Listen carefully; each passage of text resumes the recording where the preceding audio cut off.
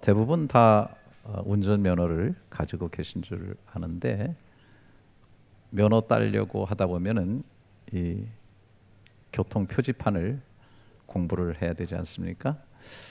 어떤 표지판인지 한번 보실래요?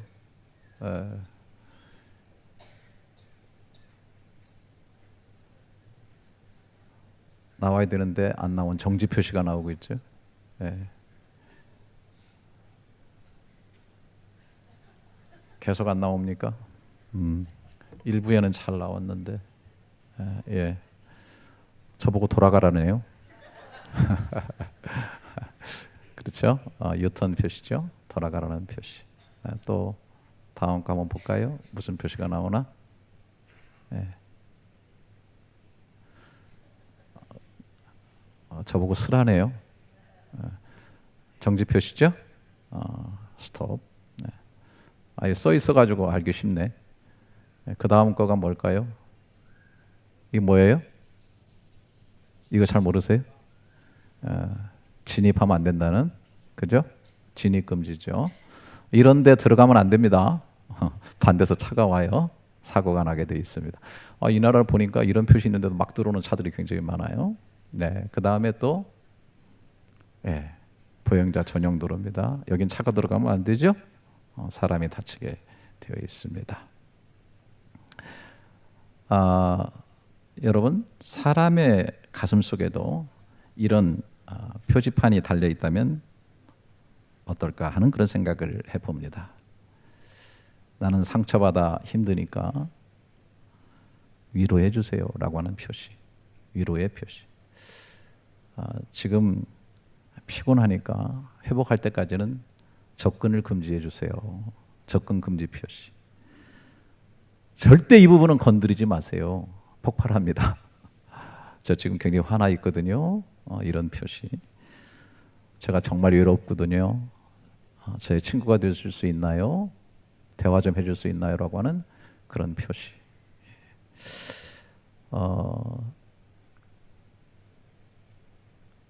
교통 표지판을 잘 모르고 운전하다 보면은 사고가 날 수 있는 것처럼 그 사람들 속에 이렇게 가지고 있는 그 마음에 이런 표지판을 제대로 읽지 못하면은 인간관계에서 사고가 생길 수밖에 없다라고 하는 것이죠. 정말 감사한 것은 하나님과 우리와의 관계에서 하나님은 우리 마음의 표지판을 너무 잘 읽어주셔요. 우리 마음속에 깊이 있는 내면의 모습들을 겉모습뿐만 아니라 우리 내면의 모습을 잘 알고 계신 거죠. 시편 139편 1절부터 4절에 보면 여호와여 주께서 나를 살펴보셨으므로 나를 아시나이다. 주께서 내가 앉고 일어섬을 하시고 멀리서도 나의 생각을 밝히 하시오며 나의 모든 길과 내가 눕는 것을 살펴보셨으므로 나의 모든 행위를 익히 하시오니 여호와여 내 혀의 말을 알지 못하는 것이 하나도 없으시니이다. 하나님은 우리를 이렇게 깊이 들여다보시고 마음의 상태가 어떤지를 늘 알아주십니다. 그런데 이 하나님께서 자신의 형상을 닮은 사람에게도 어느 정도 이렇게 내면 세계를 들여다볼 수 있는 그런 능력을 주셨어요. 잠언서 20장 27절에 보면은 사람의 영혼은 여호와의 등불이라 사람의 깊은 속을 살핀다 그렇게 얘기를 했습니다. 특별히 그 영혼 속에서 들려오는 그 마음의 소리에 귀를 여는 것이 매우 필요합니다. 그런 것들이 대부분 다 어떤 행동이나 몸짓이나 손짓이나 표정 속에 나타나 있죠. 어떤 사람이 어깨를 축 늘리고 있다. 굉장히 지금 다운되어 있는 거죠. 자꾸 눈을 갖다가 좌우로 이렇게 돌린다. 굉장히 불안한 것이죠. 눈을 커다랗게 뜬다. 놀란 것이죠. 뭐 여러 가지 그런 표정과 몸짓을 통해서 그 사람의 내면 세계를 우리가 보게 되는 겁니다.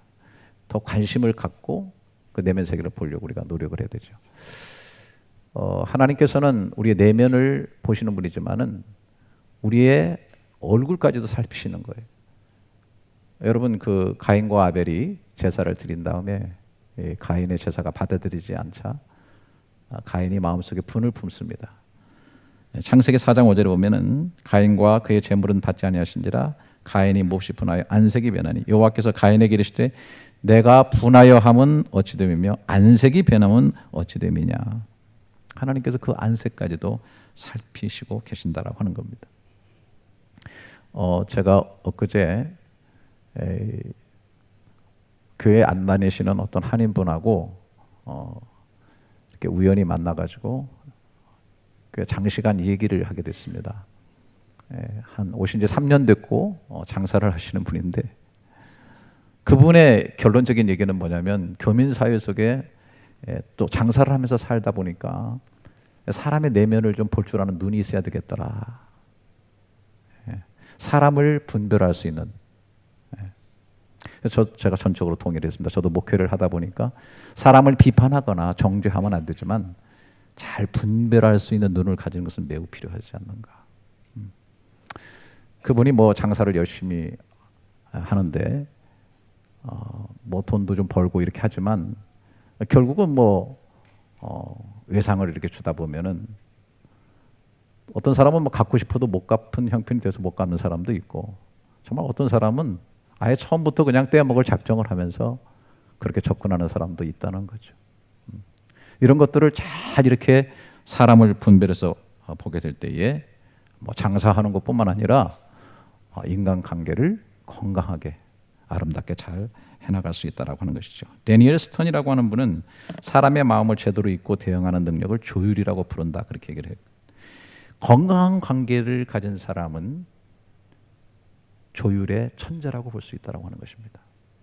근데 이 조율을 가장 잘하는 사람이 누구냐면 그 아이를 대하는 어머니라고 하는 거예요. 어머니는 아이를 보면서 끝없이 자기 마음과 그 아이의 깊은 마음과 조율을 시도하는데 적어도 어머니는 1분에 한 번 정도씩 그 아이에게 내가 너에게 관심을 가지고 있고 너를 잘 알고 있다. 네 마음을 다 안다 라고 하는 그런 신호를 끊임없이 보낸다는 것입니다. 이것이 사랑이죠. 또 이 사랑을 받은 아이가 다른 사람하고 이렇게 조율할 줄 아는 능력을 키워 나가는 것입니다. 그런데 문제는 이런 조율 능력도 떨어지는 그런 사람들의 대부분을 보게 되면은 자기 자신에 대해서 잘 알지 못하는 사람들이 굉장히 많습니다. 이거를 이제 감정적 음치라고 이렇게 얘기하는 사람이 있는데요. 제 아내가 저보고 약간 음치라고 자꾸 저를 뭐라고 합니다. 여러분 잘 안 믿어지시죠? 네. 근데 음치의 특징이 뭐냐면 항상 노래 부를 때 큰 소리로 불러요. 그리고 이 음치의 특징은 4절까지 꼭 부른다는 겁니다. 네.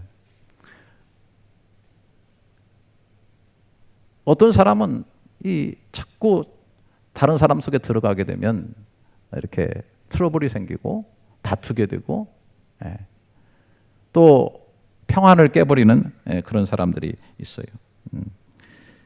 일은 잘해요. 능력도 있어요. 그런데 관계가 좋지 않습니다. 좋은 관계로 발전되지 못합니다. 근데 이런 사람들의 특징 중에 하나가 뭐냐면은 자신은 굉장히 옳다고 생각해요. 그리고 자기가 너무 능력 있고 잘하기 때문에 다른 사람들에 의해서 질투당하고 있다, 왕따 당하고 있다 그렇게 생각하는 경향성이 있다라고 하는 것입니다. 이런 부분들이 잘 보여져야 되고 치료되고 고쳐져야 된다는 것이죠. 성경에 보게 되면 사람은 다 관계 속에서 살도록 되어 있죠. 하나님께서 인간을 만들 때 우리의 형상대로 우리의 모양대로 만들자 이렇게 말씀하셨어요. 하나님은 우리라고 하는 삼위일체로 우리라고 하는 관계 속에서 사랑을 하고 하나 되고 활동을 하시고 어떤 의미와 목적을 가지고 일을 하셔요. 그러면서 사람을 만드셨고 남과 여를 만드셨고 돕도록 만드셨고 자녀를 출산해서 같이 살도록 만드셨고 사회적 존재로 살도록 만드셨어요. 하나님께서 세상을 만드셨을 때 여러분 잘 아시는 것처럼 진화론적인 것은 뭐 단세포에서부터 시작해가지고 다양한 이런 세상의 여러 것들이 만들어졌다고 하지만은 성경은 이렇게 말하고 있죠. 한번 따라서 해보실까요? 종류대로. 이게 굉장히 중요하다고 생각해요. 모든 것을 다 종류대로 하나님께서 만드셨어요. 이 종류대로 만들었다고 하는 깊은 의미가 있는데 홀로 존재할 수 없다는 겁니다. 의존적으로. 의존적이라고 하는 것은 서로 협력 관계에서 존재하도록 만들었다는 것이죠. 특별히 사람은 관계 속에서 같이 협력하면서 살도록 되어 있다고 하는 것입니다. 그래서 이 관계를 잘 깨닫고 관계 지수를 잘 늘려가는 사람이 건강한 관계를 만들어 가게 되고 사람들과 어울려서 잘 지내고 자기를 개방하고 친밀감을 갖고 주변 사람이 몰리고 지금보다 훨씬 더 나은 부모, 자녀, 친구, 동료가 되는 과정으로 나갈 수 있다고 하는 것입니다. 관계 도로에도 교통 표지판이 있는데 첫 번째 중요한 것은 정지 신호입니다. 적절한 지혜로운 침묵이 필요하다는 것입니다. 사람하고 대화 나누다 보면은 더 얘기를 듣고 싶고 더 같이 시간을 보내고 싶지만은 또 어떤 사람은 이제 그만했으면 좋겠는데 하는 그런 때가 항상 있습니다. 그거를 정지 신호를 무시하고서 지나가는 사람들이 굉장히 많습니다. 어느 선에서 딱 정지를 해야만 그것이 지혜롭게 나타나고 아름답게 되어지고 건강한 관계로 지나가게 되는데 그 정지 신호를 무시하며 달려가는 사람들이 있습니다. 이것은 관계에도 영향을 주지만은 영적인 것하고도 관계가 좀 있습니다. 이 잠언서 10장 19절에 보면 말이 많으면 허물을 면하기 어려우나 그 입술을 제어하는 자는 지혜가 있느니라 그랬어요. 입술에 제어하게 되는 그 정지 신호가 있어가지고 정지가 되어야 되는데 그렇지 못하게 되면은 말이 많아지게 되는데 말이 많으면 따라오는 게 정비례로 허물의 양이 많아진다고 하는 겁니다. 그 윌리엄 마커스라고 하는 분은 미국인은 하루 평균 200번의 거짓말을 한다고 합니다. 그러니까 자기도 모르는 사이에 거짓말을 200번을 한다는 것이죠. 근데 그 200번 뿐이겠어요? 소문내기, 험담, 상처 주는 말, 허풍, 모욕, 아부, 지키지 못할 약속, 위선 이런 것들이 붙어 있다 보면은 이 죄의 목록들이 굉장히 많아지게 되는 겁니다. 그러니까 이런 것들이 말을 많이 하게 되면서 그 허물의 양이 계속 늘어나게 되는 겁니다. 왜 그러냐면은 입술을 제어하는 정지 신호를 보지 못하기 때문에. 오늘 본문에 보게 되면은 정지 신호가 굉장히 많이 나와 있어요. 8절에 보세요. 너는 서둘러 나가서 다투지 마라. 마침내 내가 이웃에게서 욕을 보게 될 때에 내가 어찌할 줄을 알지 못할까 두려우니라. 서둘러 나가서 다투지 마라. 나가서 다투지 마라. 정지. 스톱하라는 거예요. 너는 이웃과 다투거든 변론만 하고 남의 은밀한 일은 누설하지 말라. 그 사건만 다뤄야. 거기서 정지. 그 사건을 다루고 그 사건을 얘기할 뿐이지 더 나아가지고 그 사람의 과거 얘기도 누설하고 말이죠. 부부도 싸우다 보면은 그 사건만 다뤄야 되는데 내가 결혼할 때부터 알아봤다니까 이 인간이 그때 속을 썩게 되니 막 이래가지고 과거를 들추게 되면 거기서부터 열이 충만해져 가지고 이제는 지울 수 없는 그런 상처를 서로 주고받게 되는 것이죠. 듣는 자가 너를 꾸짖을 터이요 또한 내게 대한 악평이 내게서 떠나지 아니하리라. 경호에 합당한 말, 경호에 합당한 말까지만 하라는 거예요. 17절 너는 이웃집에 자주 다니지 말라. 그가 너를 싫어하며 미워할까 두려우니라. 거기도 좀 정지 신호를 둬가지고 알맞게 하라는 거예요. 너무 엎어지고 뒤집어지고 그러다가 또 문제가 생기지 말고 알맞게. 자기 이웃을 쳐서 거짓 증거하는 사람은 방망이요 칼이요 뾰족한 화살이니라. 거짓 증거하는 대로 가지 마라. 23절 북풍이 비를 일으킨 같이 참수하는 혀는 사람의 얼굴에 분을 일으키느니라. 비판하는 데까지 나가지 마. 참수하는 정죄하는 데까지 가지 마라. 스톱. 24절에 다투는 여인과 함께 큰 집에 사는 것보다 움막에 혼자 사는 것이 나으니라. 할렐루야.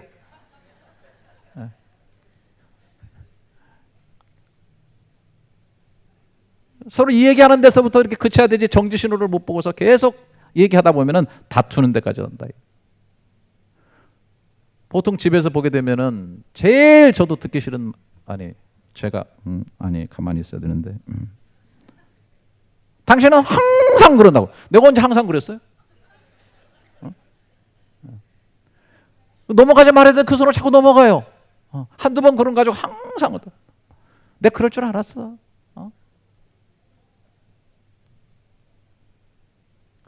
그래서 우리 언어에 정지 신호를 둬야 된다는 거예요. 그래서 영성의 기초가 놀랍게도 침묵입니다. 영성을 깊이 하려고 하면 침묵의 도를 훈련을 해야 된다는 거예요. 그래야 소리들이 들리기 시작합니다. 진짜 침묵을 해야 진실한 소리, 내면의 소리, 실제의 소리.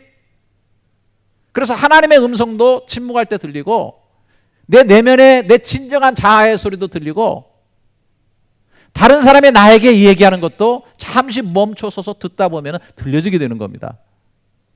옆에 사람이 막 가까운 사람이 아우성칩니다. 막 비판합니다. 막 분노합니다. 그런데 막 마주해가지고 나도 막 화를 내고 이렇게 하게 되면 진실의 소리를 못 듣습니다. 조용하게 들어보면은 그 울림 속에 사실은 진실한 내면의 소리가 있다는 거죠. 그거를 자꾸 듣는 훈련을 해야 된다. 그래서 성경에 이렇게 가르칩니다. 야고보서 1장 19절에 내 사랑하는 형제들아 너희가 알지니 사람마다 듣기는 속히하고 말하기는 더디하며 성내기도 더디하라.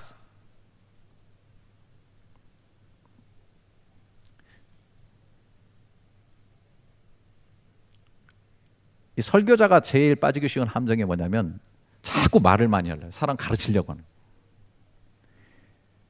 제가 그래서 집에서도 아이들 관계에서 정말 설교하는 아빠라고 하는 얘기를 듣지 않으려고 그냥 혀를 깨문 적이 굉장히 많습니다. 저도 모르게 이 얘기하다 보면은 벌써 설교 쪽으로 가고 있어요. 그래서 하다가 혀를 깨물고 자꾸 아이들이 얘기를 들으려고. 그러다 보니까 오히려 집에서 아내가 그런 얘기를 해요. 당신은 다른 데 가서 설교를 하고 좋은 말은 얘기 많이 하더구만 왜 애들한테는 좋은 얘기를 안 하냐고. 너무 설교를 많이 하면요 애들이 나중에 안 들어요. 그래서 오히려 들으려는 그런 마음의 자세. 두 사람을 하나로 묶는 것이 듣기보다 더 좋은 건 없어요. 진정 마음의 문을 열고 상대편의 말에 관심 있게 들을 때에 그 둘은 하나가 되기 시작하는 것입니다. 그래서 가장 큰 관계의 힘은 듣기인 것입니다. 자, 뿐만 아니라 항상 때에 꼭 필요한 말, 좋은 말을 준비하며 사는 것도 필요하다는 생각을 합니다. 저는 25절에 보게 되면은 먼 땅에 오는 좋은 기별은 목마른 사람에게 냉수 같으니라. 물론 뭐 먼 곳에서부터 어떤 좋은 소식이 뭐 실제적으로 오게 될 때 뭐 기쁨이 있을 수도 있지만은 저는 이것을 좀 이렇게 먼 곳에서 오는 좋은 기별, 정말 늘 생각하고 좋은 책을 읽고 묵상하고 또 사건과 환경 속에서 지혜를 길러내고 이렇게 하면서 정말 생각과 묵상으로 묵혀진 그런 지혜, 그런 생각, 그런 깨달음들, 이런 것들을 좀 많이 이렇게 준비하는. 우리 주변에 목마른 사람들이 굉장히 많습니다. 필요한 사람들이 많습니다. 아파하는 사람들이 많습니다. 힘들어하는 사람들이 많습니다. 말로 한번 툭 쳐주면은 굉장히 정말 지게진 사람이 지팡이 짚고 한번 일어서면 앞으로 갈 수 있는 것처럼 그 말 한마디에 힘을 얻어서 나갈 수 있는 사람들이 많이 있습니다. 그런 것들이 뭡니까? 우리가 꾸준히 묵상하고 책을 읽고 좋은 말씀에 밑줄 치고 하나님 말씀도 묵상하고. 그래서 여기 제가 여러분 너무 잘 아시는 11절 경우에 합당한 말은 아로 새긴 은쟁방의 금사관이라. 경우에 합당한 말, 그 때에 맞는 말 아니에요? 때에 맞는 말이 함부로 그냥 나오는 게 아니라 내가 잘 준비되고 내가 정말 지혜를 축적하고 또 순간순간마다 사람들을 즐겁게 할 수 있는 이런 즐거운 얘기, 유머 이런 것들을 나름대로 잘 개발하고 이렇게 하다 보면 경우에 합당한 그런 말로서 상대를 세워줄 수 있고 격려할 수 있고 위로할 수 있고. 여러분 성경 말씀 우리가 많이 묵상해 될 이유가 뭡니까? 저는 이렇게 많은 경우를 당하다 보면 사람들의 본성과 문제들이요 평소에는 잘 안 나옵니다. 다 사람들이 평소에는 나이스하고 괜찮아요. 근데 위기의 순간을 만나고 어려운 순간을 만나면 그 사람의 본색이 드러납니다. 제가 옛날에 우리 그 새를 들어서 이제 그 상가에서 살 때 그 밑에 식당이 있었거든요. 거기 토요학교를 하는데 거기에 그 가스통을 가지고 이제 애들 밥을 준비하는데 가스통에 불이 붙어버렸어요. 확 불이 붙었어요. 이때 제가 용감하게 달려가가지고 가스통을 붙잡고 끈 게 아니고 도망갔어요. 나도 모르게 튀고 있더라고요. 근데 저뿐만 아니라 막 대부분 다 막 혼비백산인데 우리 여자 선교사님 한 분이 옷을 탁 벗더니 위로 가서 탁 감싸가지고 불을 끄는 거예요. 얼마나 창피하든지.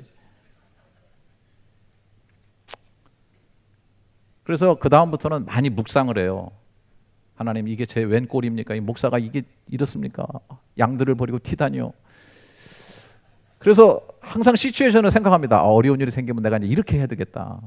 용감하게 옷을 벗든지 엎어지든지 가서. 그것도 하나의 저희 좋은 깨달음이 됐다고 생각해요.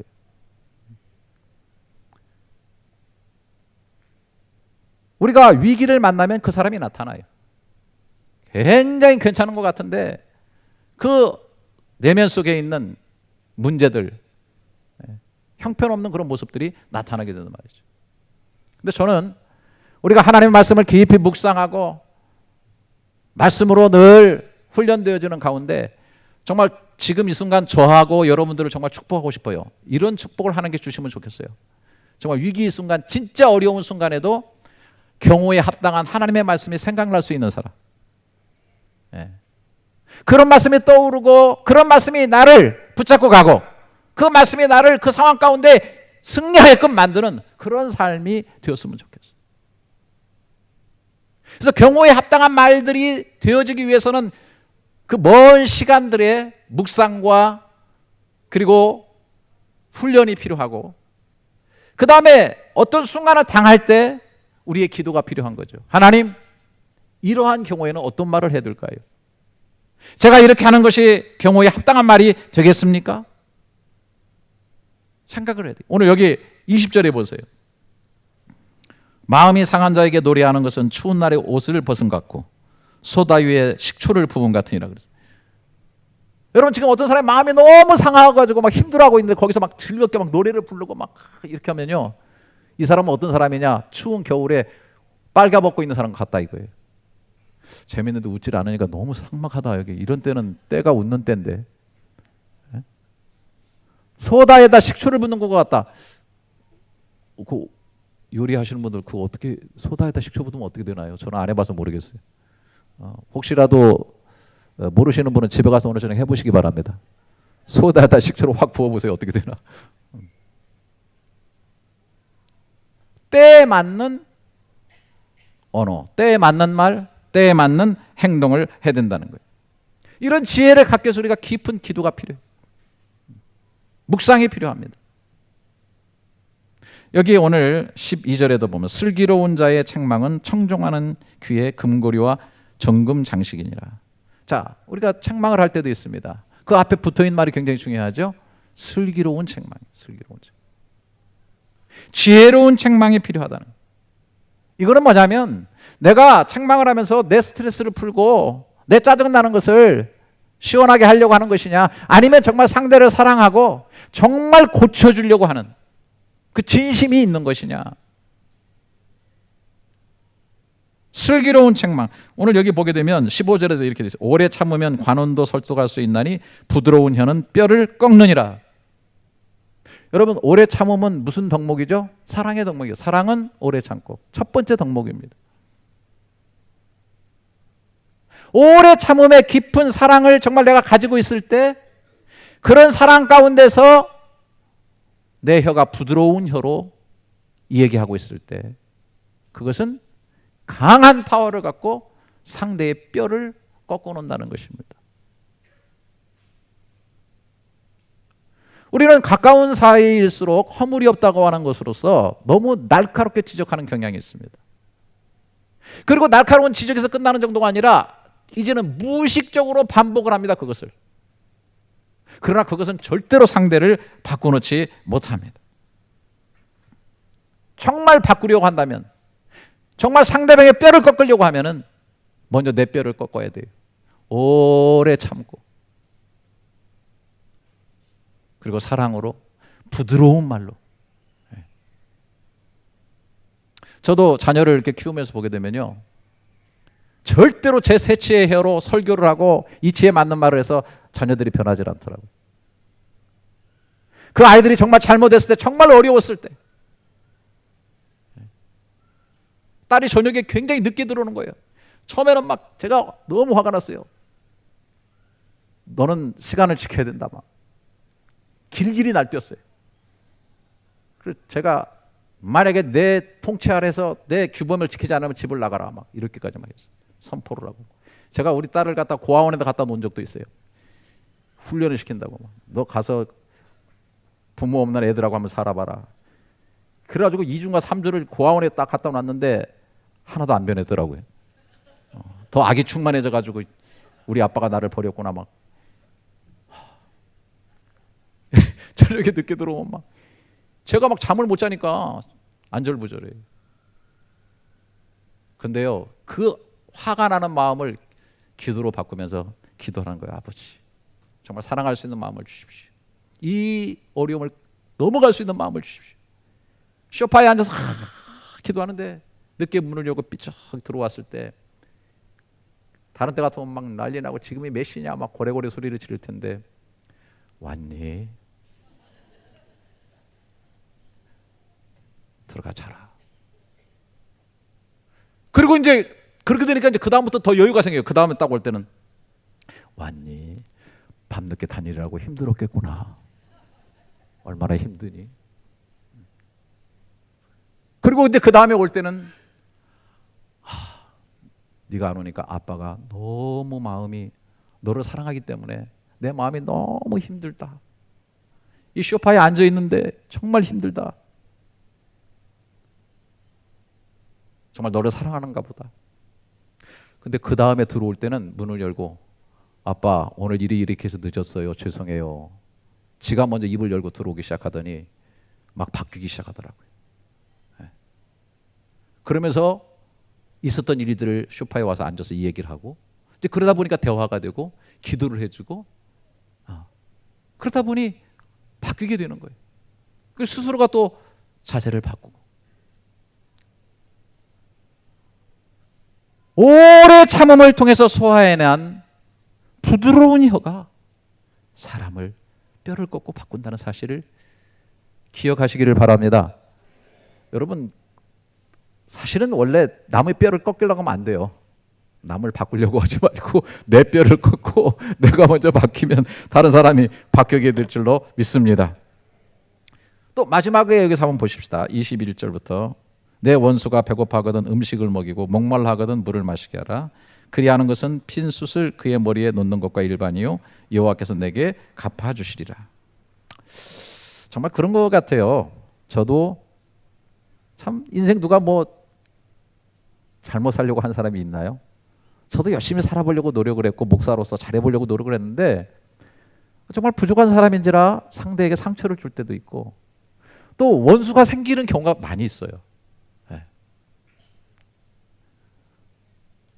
뭐 옛날에 어떤 분은 제가 찬양 부를 때 막 사실 저는 찬양이 너무 좋거든요. 막 저 높은 곳을 막 이렇게 하면요 제 아내가 굉장히 싫어해요. 제발 좀 뽕기를 빼라고. 근데 어떤 분은 진짜 그랬어요. 김 목사 찬양 부르는 게 너무 싫다는 거. 토할 것 같아 자기는.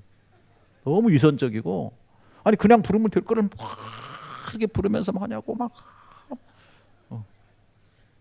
또 어떤 우리 교단에 있던 분은 우리 교회 와서 등록까지 제가 신방까지 다 했는데 자기는 김 목사 설교가 너무 싫다는 거예요. 안 들은데 귀에. 자기 교회에서는 목사님이 서론하고 본론에 들어가서 1대지, 2대지, 3대지 하고 결론을 맺어서 너무 쌈박하게 귀에 들어왔는데 김 목사님 설교는 어디서 시작되는지 모르고 어디서 끝나는지 모른대. 그래서 자기는 너무 듣기 힘들어가지고 그래서 제가 그랬어요. 귀가 막히면 죽는 거다. 그러니까 설교가 안 들어올 때는 큰일이야. 그러니까 잘 권면해서 옆에 교회 다른 교회로 가시게. 그분 다른 교회로 갔어요. 예. 놀렐루야. 뭐 어쩔 수가 없는 거죠. 그런 분이 계신데. 그 대신 여러분 옆에 교회에서 오늘 우리 교회 신앙생활하다가 여러분 이 설교가 귀에 안 들어온다 그러면 여러분 그런 거 가지고 순교할 필요 없습니다.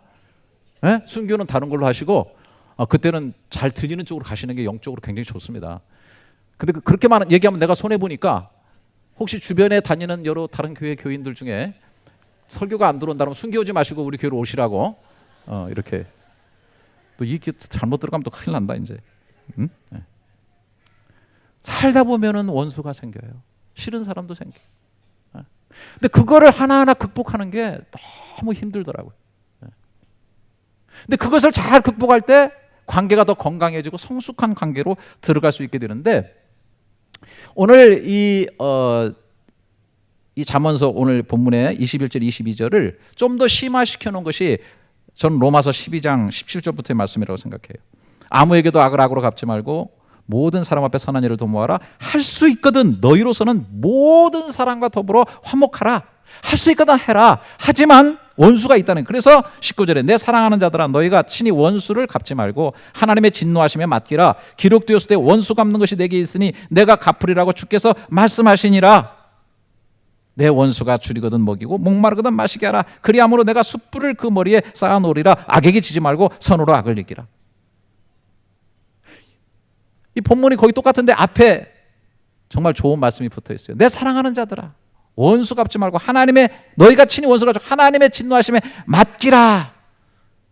그리고 뒤에 잠언 뒤에 있는 내가 갚으리라는 그 부분이 붙어 있어요. 내가 갚아주리라. 여러분 우리가 예수 믿는 사람으로서 그거 하나만큼은 깔끔하게 정리했으면 좋겠어요. 우리가 말씀을 가지고 사는 예수 믿는 사람이라면 이거 하나는 정리를 하세요. 내 평생 살아가면서 원수 갚는 권한이 내게는 없다는 것을. 하나님은 절대로 저와 여러분들에게 원수를 우리가 친히 갚는 권한을 주시지 않았어요. 받아들이시면 아멘. 그러니까 그렇게 선을 그어 놓으십시오. 주님 내 평생 사는 동안 원수 갚는 것은 나에게 없습니다. 나한테 권한 주시지 않았습니다. 대신 맡길 수 있는 은혜를 주셨어요. 그래서 그분의 손에 맡겨드리는 거예요.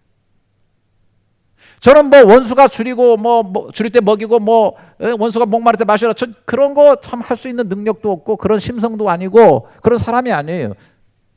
그럴 때까지 못 나갑니다. 그러나 할 수 있는 것은 맡길 수는 있어요. 생각날 때마다 힘들 때마다 고통스럽다 떠오를 때마다 계속 주의 손에 맡기는 훈련을 합니다. 근데 그러다 보면 하나님께서 플러스 알파 힘도 주시더라고요. 상대에 대해서 관심도 가지고 어려운 일 있을 때 돕고 정말 목마를 때 마시게 하는 수 있는 그런 은혜를 주시는 것 같아요. 작은 원수를 극복하면 또 큰 원수를 이길 수 있는 힘을 주셔요. 또 큰 원수를 극복하게 되면 우리도 모르게 영적으로 성장하고 성숙해가는 그런 모습을 발견하게 돼요. 정말 우리 믿는 사람들 이걸 정말 잘해야 돼요. 저희 교단에 정마태 선교사님이라고 파키스탄에 사역했던 인터서브에 계신 목사님이 계신데 이곳에도 몇 번 오셨고 우리 교회 수협에도 설교를 하신 적이 있습니다. 그가 그 사역했던 파키스탄에 All Saint Church라고 하는 우리말로 온 성도 교회라고 하는 교회가 있었는데 2013년도 9월 달에 그 마당에서 폭탄 테러가 일어났습니다. 마침 그때 제가 주일 오후에 여기 파키스탄 교회에 가서 설교하러 갔는데 마침 테러가 일어나가지고 막 그 소식이 전해오니까 막 끝나고 나서 교제하는데 막 성도들이 막 수근수근 하더라고요. 그때 테러로 말미암아 98명이 죽었고 부상자만 144명, 55명의 아이들이 고아가 되어버렸어요. 17명이 과부가 되어버리고 9명이 홀로 사는 남자들이 생기게 되는 아주 비극적인 일이 발생하게 됐어요. 우리 정막대 선교사님이 그 파키스탄에 건너가가지고 모든 성도들을 다 신방을 했어요. 그리고 다음에 1월 달에 40일 동안 한 사람도 빠짐없이 다 만나면서 그들과 10가지 질문을 가지고 인터뷰를 했습니다. 근데 그 인터뷰 내용 중에 이 테러리스트를 용서할 수 있겠느냐고 하는 질문이 있었어요. 근데 놀랍게도 여러분 93% 어른 중에 339명이 용서한다고 하는 대답을 한 거예요. 이유는 단 두 가지예요. 이 형제 자매들이 가장 많이 인용한 말씀이 누가복음 23장 34절이었어요. 예수께서 가라사대 아버지여 저들을 사하여 주옵소서 자기 하는 것을 알지 못함이니이다. 그러면서 우리 주인 되신 주님이 그렇게 사셨고 가르치셨고 마지막에 십자가상에서 이렇게 기도한 우리 주님을 본받아서 우리는 그들을 용서합니다. 이렇게 흐느끼면서 울면서 대답하다는 것이죠. 두 번째는 예수님의 피는 흠이 없는 피지만 나 같은 죄인, 죄를 물든 나를 위해서 피를 흘려주셨는데 범죄한 피를 가진 우리가 용서하지 못할 이유가 있겠는가? 나머지 7% 용서 못하는 사람들 얘기하는데 마태 목사님 그들을 용서하는 게 참 어려워요. 하늘나라에 먼저 간 저희 아이들이 정말 보고 싶어요. 거기 테러로 죽은 아이들이 50%가 아이들이었어요. 그런데 그 7%의 그 아이가 죽은 그 부모들이 정말 그 아이들이 너무 보고 싶고 용서하려고 해도 용서하기 어렵다. 여러분 우리는 옆에 사람에게 어떤 일을 당했을 때 막 저도 막 분노하고 막 벌써 막 울그락불그락하고 이렇게 되는데 정말 93%의 사람들이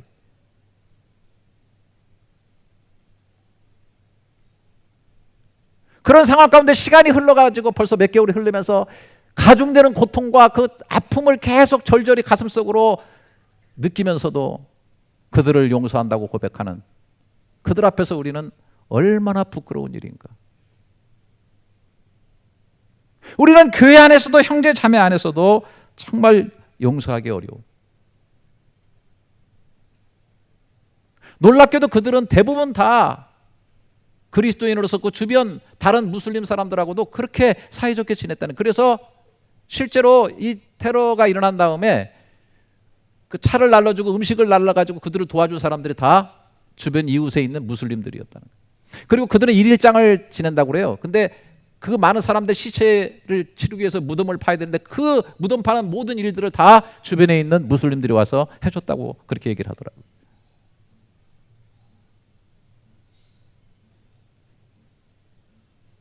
물론 그들이 그리스도인이었기 때문에 회교도권 안에 살아가면서 많은 불평등을 당했어요. 많은 억압을 당했고 많은 고통을 당했어요.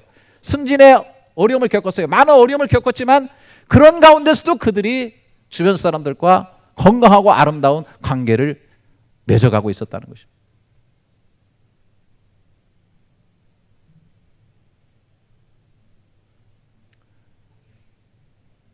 저는 십자가의 도가 하늘문을 여는 그러한 열쇠가 된다고 저는 확신할 뿐 아니라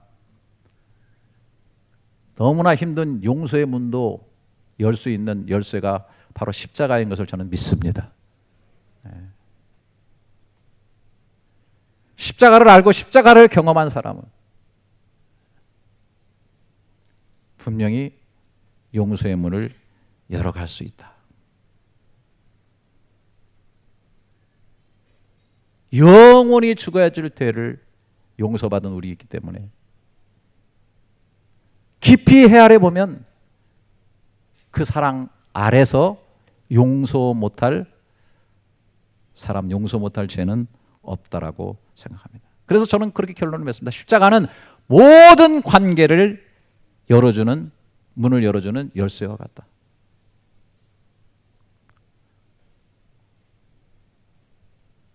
저 자신도 목회는 실제적인 상황이기 때문에 사람들과의 관계 속에서 스스로 저의 못남과 부족함 때문에 제가 많은 상처를 받고 어려움들이 많았지만 또 너무나 제 스스로가 성격적으로 분노하면서 사람들을 포용하지 못하고 대적하는 사람들에 대해서 엄청나게 제가 열을 받고 그러지만은 전 정말 이 시간 하나님 앞에 제가 정말 고백할 수 있는 것은 제가 십자가를 붙잡고 십자가의 의미를 깨우치면 깨우치는 만큼 십자가에서 내 용서가 얼마나 컸던가, 십자가의 은혜가 얼마나 큰가, 십자가의 사랑이 얼마나 큰가를 풍성하게 깨달으면 깨달을수록 용서의 폭도 넓어지고 사랑의 깊이도 깊어지고 그러면서 정말 십자가에서 진짜 옛사람이 죽어버린 흐물흐물한 그런 사람이 되어버린 것 같아요. 예.